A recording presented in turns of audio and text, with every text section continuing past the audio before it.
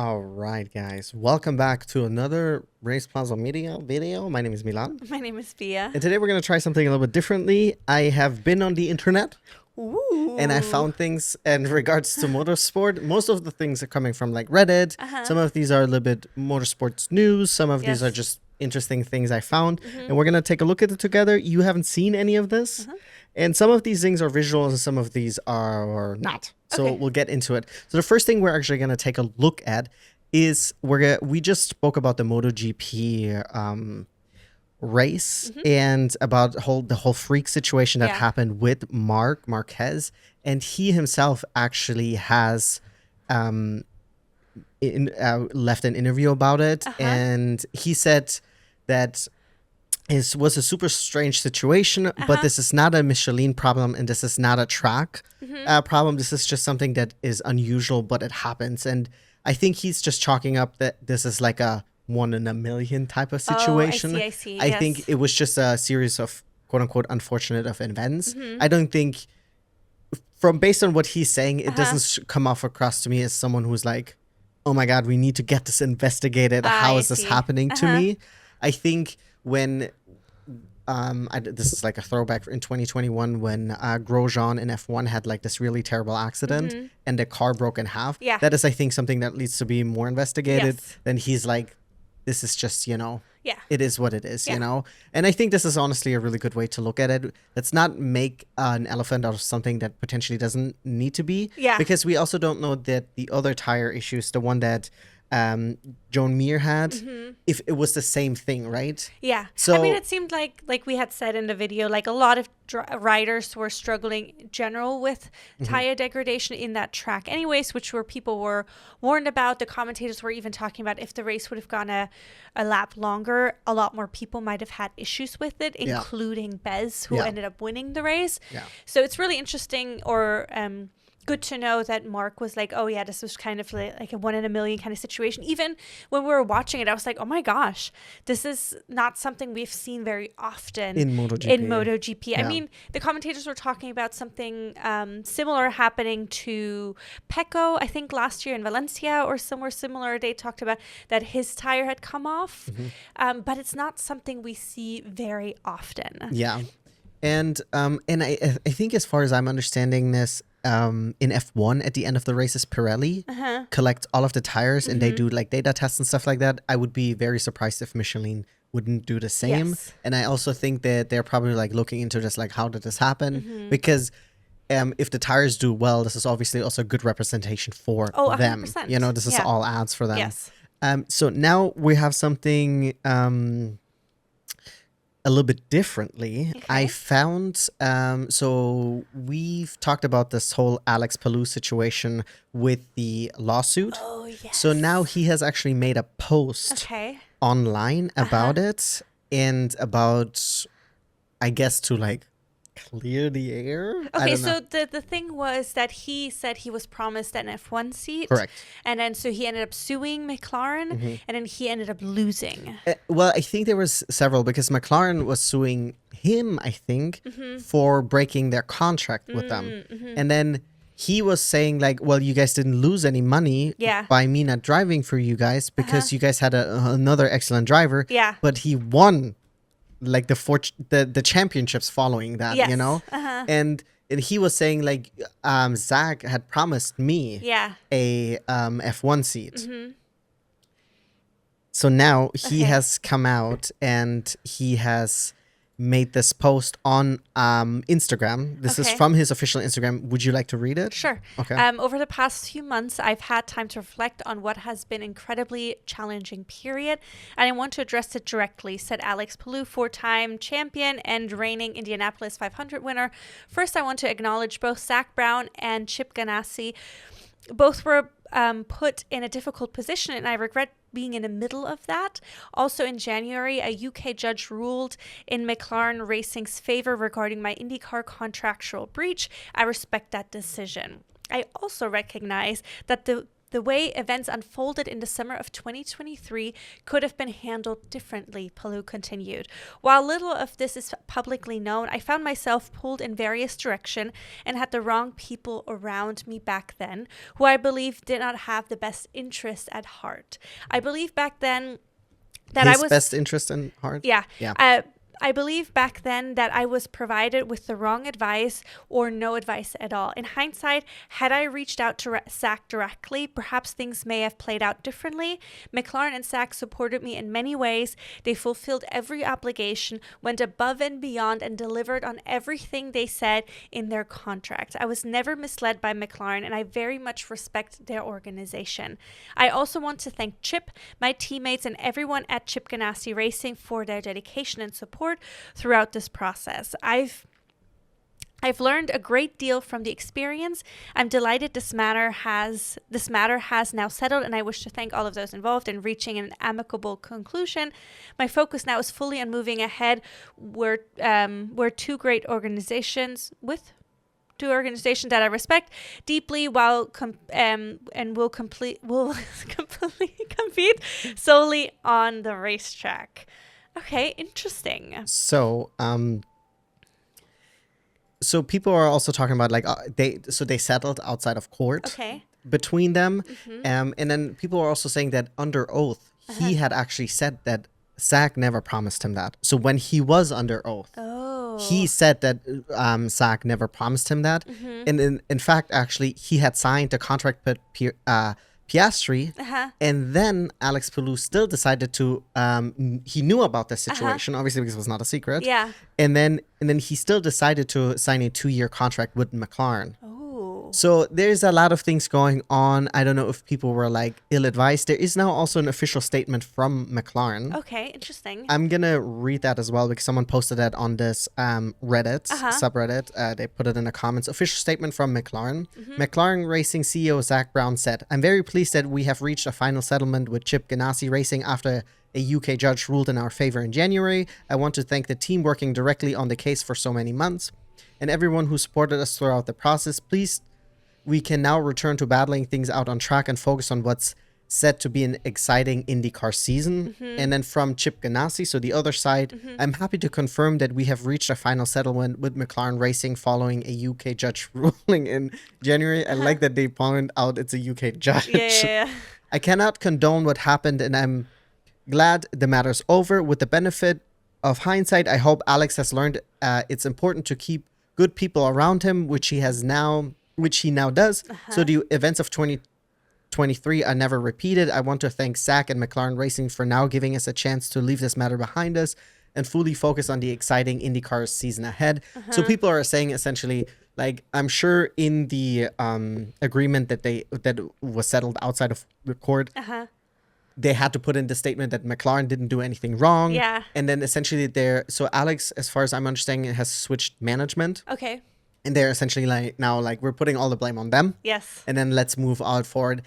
I hope that Alex has learned his lesson also, because it is this thing where it's like, well, you did sign a contract, man, and then, it's like, it sounds like, did someone tell you like, hey, this is not right. You should be doing this. It is very much like if you have the devil in your ear, right? Of course. But I'm a little not disappointed. That's too big of a statement. But I'm like, I feel like he didn't really take any blame on himself, Alex Palou. Yeah.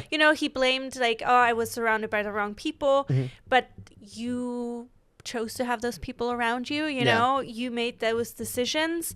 So I don't think you can put it fully on them. Like, obviously, like you said, if you have the devil in your ear, but I think he could have owned up to it a little bit more, but it's whatever. It's over now. I think, that's behind them. I wonder what was decided behind closed doors.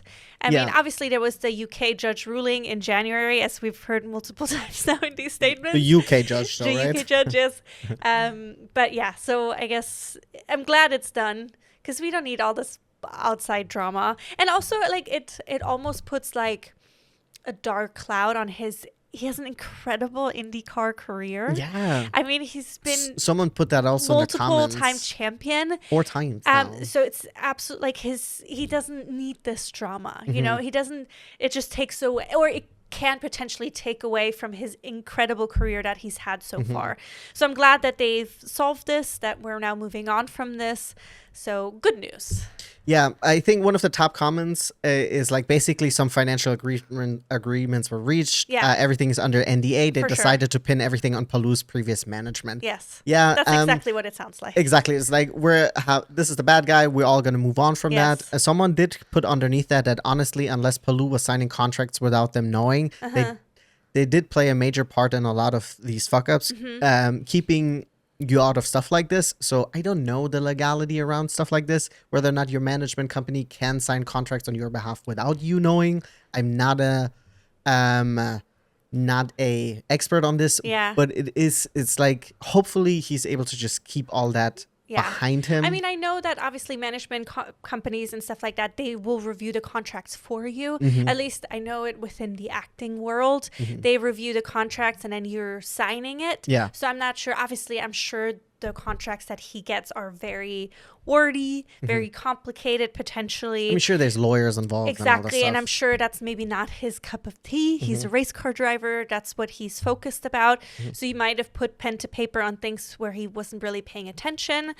But like I said, it is what it is now. I wish, like I said, a little bit that he would have owned up to it, that it's not just solely on the people he chose to put around himself. You know? I think it is like, well, I don't want to take the blame for this. Because like it in a way makes him look better by saying like, well, it was them and not me. Because then hopefully, because I don't know if this means now going forward there will never be a relationship between Alex Palou and McLaren. Yeah. Because it is a tainted relationship now, definitely. Even though like obviously everyone is saying like we're glad we can leave this behind us, and it was very public.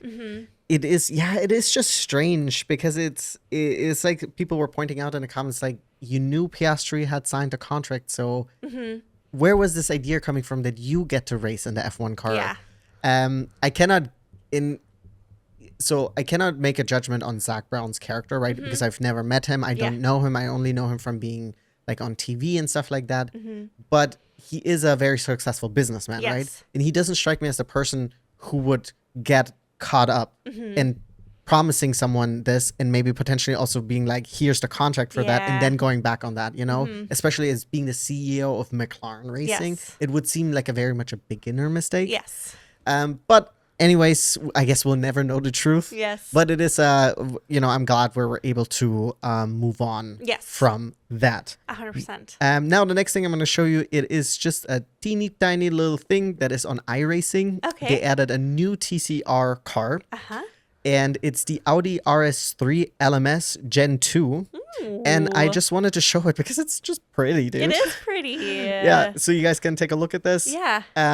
You're a little bit in the way, but it's fine. Sorry. Oh, you can't even get out of the way. I move you right there. But it is, it just looks really, really pretty in my opinion. And when I saw it, I was like, oh, I am going to show you because we've been doing so many livery reviews. Yeah. No, I like it because it's like this, it gives me like this icy blue vibe. I would love, I mean, obviously I know it's not around anymore, but Andros, seeing it on like an ice E-trophy. race. Yeah, exactly. That would have, I don't know, that's where I envision it. Yeah. But I think it looks like a really cool car. I like the colors. Sorry, I just had a flashback that we did do like this, everything you need to know about Andros Trophy. I made that video and I hadn't realized because in all of my research, it didn't come up. That was the last year of Andros Trophy. And then I had messaged them and I was like, well, how can you be part of this? And then they're like, well, you can just be if you join a team or whatever. And I was like, well, what do you get? And they're probably like, motherfucker, this is over. Yeah. What are you even talking about? Oh, good. So, but this is iRacing. This is iRacing. So okay. if you are someone who's racing on the sim, if you're someone who likes TCR cars, there you go. Nice. Then I think this one right here, the next thing that I have for you is a Formula One grid, or what is it called? Maybe like a diagram that shows who has been teammates with whom. Oh, interesting. And like the connections to it. I hope this comes across well on the video. I think so. But I did think it was very interesting. It seems like in the center we kind of have Sainz. Oh, interesting. Who Yes. has had a lot of teammates. It is very interesting. Also, I think someone was pointing out in the comments that Alonso only has like 3 teammates left, even though he's been there for like Oh, that is really interesting. a few years. Oh, because everybody else is already retired. Gone. I mean, you could say the same thing about Lewis, right? Yes, of course. Only 3 teammates are left for him. But I was like, oh, that's an interesting diagram, and I'm kind of glad someone put it together. Yeah, that's a someone really took the interesting time. way to connect them. But yeah, I do think it's interesting, especially Sainz, how many connections he has. Yeah. Which makes sense thinking about his career. Hülkenberg also has several connections. Yeah, he has 5. 5. Yeah. Yeah. Yeah, I think it's a fun thing to So, look at. I was like, know. when I saw it, I was Yeah. like, oh, that's a cool diagram. I think it's really fun that someone took the time to put it together. Yeah, where's there's Checo. I was like, I where's think the Checo? only There's- thing, yeah. if I could leave a critique, I think it would have been nice if it would have a little bit more color, Yeah. different colors. I don't know exactly what the color code is for the blues, the gold, and then the green. If it would have been like a little bit more team oriented. Yeah. But either way, I think it's interesting. Also, I guess you have Behrman and Leclerc for that one race. Yes. Yeah. Which I guess they were teammates They for were one teammates, yeah. yeah. race, you know. But I other mean- than that, Leclerc would only have 2 people. Yeah. Because I think probably the other person already probably retired or is not at the anymore. Yeah. But yeah, cool. Thanks for sharing. Yeah, for sure. Thank you for the person who put this together. That was, I'm sure, a lot of work. Yeah. So the next thing I'm gonna talk to you about is not something I actually really have a picture for, but it is starting 2027. MotoGP wants to introduce a minimum salary for riders, because Ooh. apparently the wage gap is pretty insane. I can only begin to imagine. Yeah. So, I mean, I'm not surprised that riders like Marc Marquez have a $10 million or more Yeah. yearly salary, because it's also like, listen, man, you've won 7 championships. Yeah. Of course, you're going to be cashing in the Of checks. course. But apparently, there's some rookies that are or on the grid or were on the grid at some point. They made like $100,000 a year. Yeah. And I don't know how much the $100,000 really covers, because I know in junior categories, at least like on the formula end, Yeah. you have to pay a lot out of pocket. Yeah. Like none of the travel is covered and stuff like that. I would hope in MotoGP it is. Yeah. But the goal is in 2027 to raise the minimum wage for MotoGP riders to 500,000. Yeah. To $500,000. Euros, or what is the currency that they're going in? Let's see. It is. But that is. Yeah, €500,000. That is. Wowzers.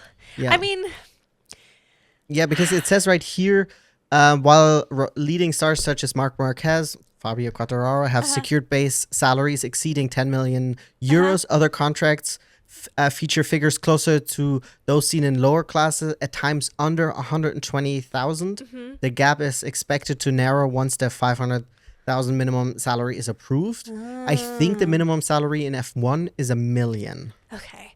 I mean, for rookies. yeah, it's just, I'm It's just an personally- insane amount of money. Yeah, that's why I'm so conflicted about it. Like, obviously, I want them all to get Get their bag. get their bag for sure. I support that. Anybody to get their bag legally. But it's just so much money. Yeah.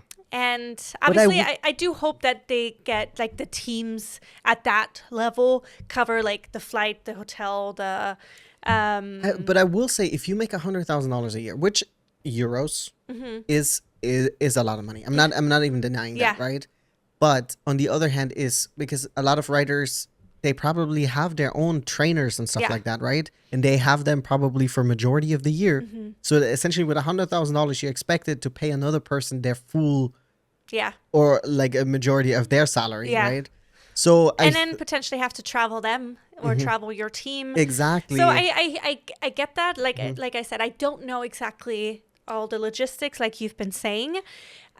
It's just I mean, we've talked about it privately, also with friends and stuff like that. It's just, in general, people making so much money. Also, like other athletes, especially other male athletes, especially in like soccer and American football and things like that. It's just, it's insane how much money people make. I do think that for entertainment. They bring a lot of, and they bring in money. That's why they can pay them the money. I mean, look at, what is it? Shohei Ohtani, right? Yeah, obviously. So I get it. It's not even the biggest contract in the MLB anymore, right? It's just insane to me that people can make so much money, and then there's obviously people who don't. Who make like 20K or less in a year, right? Exactly. It is insane. I do think moving that is, once again, I don't know the expenses, but I do think $100,000 for you racing essentially in the equivalent what F1 is to motorsports or to cars on bikes, and you make $100,000 or $120,000. No, doesn't seem right. That I agree with. That doesn't seem right. It's just my overall opinion of people making that much money. It's just, it's hard for me to make it make sense or justify it, but within the world of MotoGP, I can totally understand it. Like, there shouldn't be that much of a wage gap. I understand that there is a wage gap, like you said. Marc Marquez, multiple world champion. I think it's also natural, right? And of course, you also have different teams have different amounts of money available to them to pay for it. And people were pointing that out. So I wonder how that's going to impact the different teams, especially the non-factory teams, the smaller teams. Yeah. So we will see. But overall, I think it's, I guess, a good thing. But yeah. So here, someone has posted on there the salary data for 2025 in euros. I think this. And I would say, I guess we're gonna take that a little bit with a grain of salt. Yeah. Fabio Di Gianantonio, 400K. Furman Aldegor, 300K. Luca Marini, 400K. Chandra, last year assumed to be 300K. Raul Fernandez, 300K. Ayogura, unknown, assumed 300K. Marco Bezzecchi, 300K. Bro, he hopefully got a bump if that's really true. Because, like, I don't want to be a jerk, but like, someone coming in and making $500,000, right? Yeah. But then someone like a multiple race winner like Bezzecchi, like Aprilia, you're big team. Y'all fools are paying him. If this is true. That's crazy to me. Yeah. That is not right. Sorry. So, I don't know. On our faces, that seems. Ducati spent in total 21.6 million in salaries. 12 million for Mark, Pecco 7, Morbidelli 1 million, Alex Marquez 900, DG 400, and then Aldegor 300. Yamaha 18 million. I'm not going to go through all of them. KTM 9 million, Honda 7.7, Aprilia 5.1. Aprilia, they spent 4.5 million. Jorge Martin. Yeah. And then everyone else, okay, Jorge Martin, hey, get your bag. You're a champion. You're a champion. He had just become the champion. But Bezzecchi, only 300K? But he did switch. He had just switched to Aprilia. Yeah, but you would. But it's like it's a long-term investment. Yeah, so that's why it should be more money. No, I mean, I'm sure, hopefully he got now more. I'm back. I'm for the man. Get your bag. Get your bag. I mean, I'm hoping he got more this season. And I'm sure there's also sponsorship and stuff like that. Yeah. But that seems insane to me. That someone like Bezzecchi gets 300K. Yeah. But I also wonder, is there prize money? I'm sure there's also prize money. They get a little bump for each win, each podium, different kind of positions. I'm sure you get a bonus. I think, like, what is it, football players, they get if they score goals and stuff like that, they get bonuses. So I'm sure that is not calculated in that. Yeah. But as a base salary for Bezzecchi, 300K seems insane to me. Yeah. Yeah. So Bezzecchi Bezzecchi, if he's gonna re-sign his contract, he's gonna be like right, add a few more zeros. Yeah, exactly. Woo-woo. Okay, now what else do I have for you? This one right here is that Claire Williams has said that F1 has enough money for 15 teams, but they won't allow it. So there was discourse in the comments about that some tracks, if they would do 15 teams, that they would have to be restructured. Yes. Because you have to get an, I think it's called an A1 or 1A certification. You have to have a certain amount of garages in your pit. Fair. Right? My fear would be, right, if they're like, okay, we're going to do 13 teams or 14 teams. So there's tracks like Spa, or is it? Yeah, Spa or like Interlago and stuff like that, who have that long pit line or that long straight. They have room for that, but other tracks might not. And my fear would be if we would go up, is then they're like, well, either those racetracks they already have to come in with an insane amount of money to afford F1 to be there, to host F1. But then also, they're going to phase out more tracks to put more street tracks in. Because the street tracks are, I guess, a little bit more flexible in a way. Because it's not permanent. And we already have this insane situation where Spa and Barcelona are going to be on rotation. Yeah. Which is like, you're going to take two of the greatest tracks, Spa, Eau Rouge. The fuck? If I fucks me off. So mad. I'm already mad. This was supposed to be a happy video and I'm fucked off about it. Okay. Now, we're going to move on to something a little bit of happy news so I can calm down and my blood pressure can come down. So, F1 Academy had a secret test in Shanghai. And I have the results of it. And oh my God, is good. Ooh. Okay, I'm going to share it on the screen. It's going to be a little tiny. Sorry, guys. Yeah. But Palmowski, Larson, and Lloyd, they are ready to go at it. So we have the best times per driver. Alicia Palmowski, 2 minutes, 4 seconds, and 7 tenths. Alba Larson's 2 minutes, 4 seconds, and 9 tenths. And then Ella Lloyd, also 2 minutes, 4 seconds, and 9 tenths. Oh my God. Emma Felbermeyer also just a 10th. Oh, man, she's right there. She's right there, dude. Who's driver number 4? Driver number 4, I don't know. Oh. Secret. Oh, this is so good. I mean, we've already talked about going into F1 2026, F1 Academy 2026, that Alicia is going to be on the top of our list. We also had Alba Larson on the top of our list. Emma Felbermeyer, obviously, we're partial to her. She's on the top of our list. Ella Lloyd. She's not even German. We're partial to her. I know. But Ella Lloyd was not on the top, but I'm also not surprised that she's doing so well because she was doing well. She's in the McLaren livery. Ella Lloyd? Yes. Yeah. I mean, she's third, right? No, yeah. I'm not surprised, but she was not one of the people who they were in my top 3, I guess, or whatever. But that's so exciting. I'm so glad that they got to be in the car already. I know it will it's not that much longer until they have their first race. Well, China, right? Yeah. It's the second race of the season. Yeah. So that's in like 3 weeks, 2-3 weeks. Yeah, so not too far off. I'm super excited. I am honestly, with her performance in Vegas last year, Alba Larson has captured my heart. I mean, she captured my heart right from the beginning, being the youngest driver on the track. And she immediately made a statement. Obviously, she made some mistakes throughout the season that hurt her in their overall championship numbers. Yeah. But she stood out enough for me to be like, okay, second year, she's had a year under her belt with the car. She's getting used to it. Yeah. So I'm so excited. I'm literally getting goosebumps. Goosies. So I think that's just really, really awesome. I'm super excited for this new F1 Academy season. Yes. We've had really, really fantastic seasons over the years. So, over the 2 years now that we've been able to watch it, I think in May, as far as I'm understanding it, there's probably going to be the new F1 Academy season also coming out. Okay, like on Netflix. That's the word on the street because they did film, people were reporting. Yeah. So, I think that will just will help with exposure. Yes. I did also see that Amazon now is selling F1 Academy merch. Ooh, okay. It's just pricey. It's just like it's like everything F1 related is just so expensive. It's like a hoodie or something like that is $200. I think I saw this discourse online where Charles Leclerc is, so part of his the merch that he's selling it's socks, and a pair of socks for him is $30. And then people were just mad at it because it's like, bro, like, you're already a millionaire. It's the same thing like when Daniel Ricciardo, his Enchanté came out, and yes. it's like, bro, you're charging $300 for a hoodie? Yeah, and I love his the Enchanté line.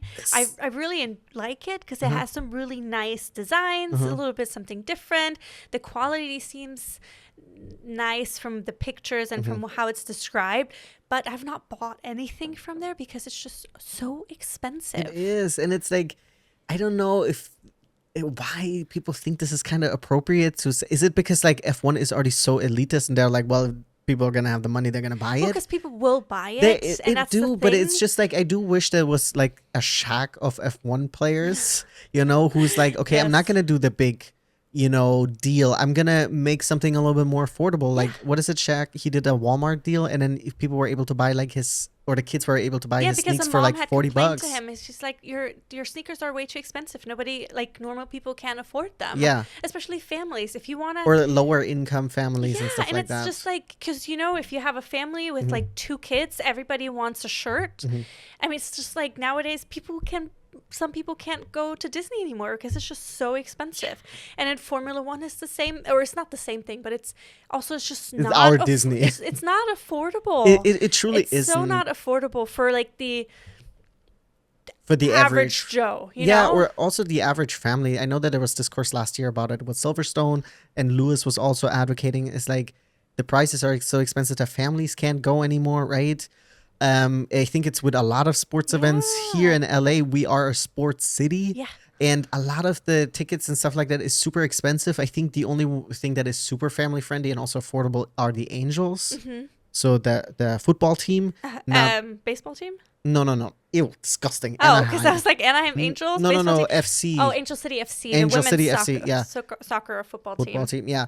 And so they have it targeted for families and stuff like that. But it's just like, guys, like, let's get a grip. Yeah. To bring this out back into the positive, though, the sock story, our current reigning champion, Lando, is also selling socks, and you get 3 socks for $30. 3 pairs or three pairs? Get 3 single socks. 3 different designs, so you have to buy 2. Yeah. So you have to get a match. I think it's $30 or $25 for 3 pairs, which is a little bit cheaper. It's definitely cheaper. I think for me, it's also the thing about it is like, if I'm buying this merch and like how good quality is, because like for me, it's like, if I'm spending $300 on a hoodie, this better last me for the next 30 years. I know. I mean, we have some like Mercedes stuff. The quality has been good. Yes. I obviously have my Ferrari jacket, which is.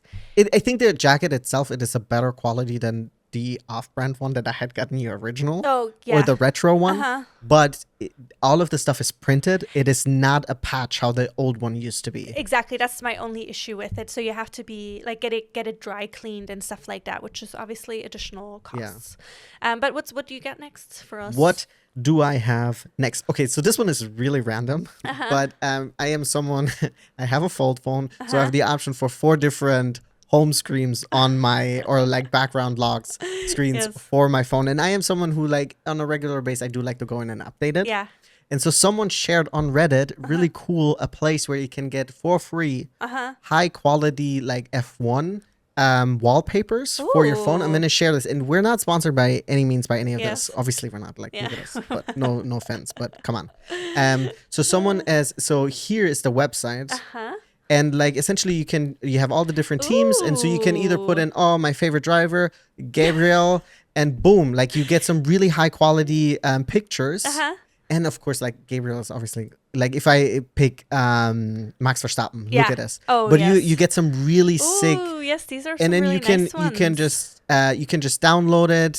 And so you get all of these wallpapers for free that you can download. It's called F1 Ocean. I think they also have a shop. I've never looked at it. I've been just downloading the pictures. But I figured I'll share that with people who are interested in high quality pictures. Yeah, I love that.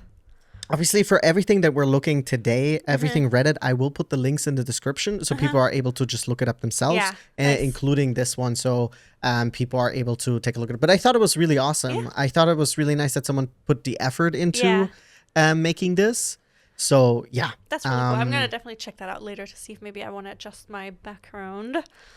So, and let me see. I think this is where we're getting into it. Yeah. Some of the other stuff is just upsetting, and I was like, I don't want to talk about it. Okay. But yeah, let me guys know in the comments what you guys thought about this. I guess you can give me a live feedback what you thought about the content I brought well, together. I mean, basically, we thought about there's so much stuff out in terms of news and also especially on Reddit, and you're on Reddit a lot. What? Me? No. So I thought it would be, or we thought it would be a cool idea for you just to share it. And because also, of course, there's a lot of discourse happening on Reddit, so we can just be part of the Discord a little bit. So I think it's a cool segment. Obviously, this was our first go at it. There's going to be different variations of this moving forward. Yeah. Maybe there's going to be some a little bit more intense conversations that we'll touch on. Maybe some funny things. I mean, it's just whatever kind of you come across. Also, it's of course news related or current events kind of in terms of motorsport, which of course we want to stay on top of the ball or the wheel. Center of gravity. I don't know. But yeah, and then if you guys have anything you guys wanted us to review or take a look at, feel free to share that with us. Easiest way probably to share is via IG. You guys can send us a link because I don't think you can do private messages on YouTube. Yeah, or you can just comment or share just any like, of hey, the Reddit stories that you're like, oh, I want you guys to talk about can you guys this. look into that? Let us know. Once again, I will put everything that we're talking about today, I will put it in the description. Some of the I had more stuff picked out, but I thought it was kind of like some of them, it's been a couple weeks since then, and so I was like, I think this is fair. Yeah. So yeah, this is going to be a regular thing now. We'll see if it's going to be weekly, bi-weekly, or whatnot. And I'm also planning, and like if I come across anything funny or anything like that, I will share that. It's just essentially what my feed is blessed with. Yes. So and then I'll try to save it and then share it for everyone to see here. Wonderful. As always, get in the comments, let us know what you guys' thoughts are. Like and subscribe, and we will be back tomorrow with everything that you can watch this upcoming weekend, racing related. And spoiler alert, F1 is back. F1 is back. No, that was no. Nope, not gonna. Yeah, I'm not gonna try it again. This is how they write the new cars. Okay. I'm shutting you off.